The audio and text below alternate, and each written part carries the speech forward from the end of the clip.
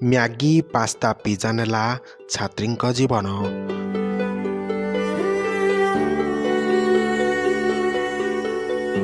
ଉତ୍ତରପ୍ରଦେଶର ଆମରୋହାରୁ ଜଣେ +2 ଶ୍ରେଣୀ ଛାତ୍ରୀଙ୍କ ମୃତ୍ୟୁ ଖବର ପ୍ରକାଶ ହୋଇଥିଲା।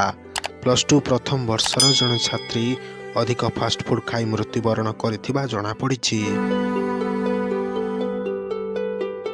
ମୃତ୍ୟୁର କାରଣ ମାତ୍ରାଧିକ ଫାଷ୍ଟଫୁଡ୍ ସେବନ ବୋଲି ଡାକ୍ତର କହିଛନ୍ତି। ପରିବାର ଦାବି କରିଥିଲେ ଯେ ଝିଅଟିର ଖାଦ୍ୟରେ କେବଳ ପିଜା, ପାସ୍ତା ଏବଂ ମ୍ୟାଗି ସମେତ ଜଙ୍କ ଫୁଡ୍ ଥିଲା, ଯାହାଫଳରେ ତାର ଅନ୍ତନଳୀ ଇନଫେକ୍ସନ୍ ହୋଇଯାଇଥିଲା, ଛିଦ୍ର ହୋଇଯାଇଥିଲା ଏବଂ ଫାଟି ମଧ୍ୟ ଯାଇଥିଲା।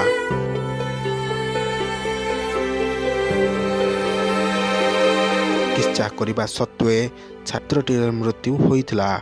ଏହି ଘଟଣା ପରିବାର ଲୋକଙ୍କ ସମେତ ସ୍ଥାନୀୟ ବାସିନ୍ଦାଙ୍କ ଉପରେ ଗଭୀର ପ୍ରଭାବ ପକାଇଛି। ଏବେ ଏହାକୁ ନେଇ ଜନସାଧାରଣଙ୍କ ମନରେ ଆତଙ୍କ ସୃଷ୍ଟି ହୋଇଛି।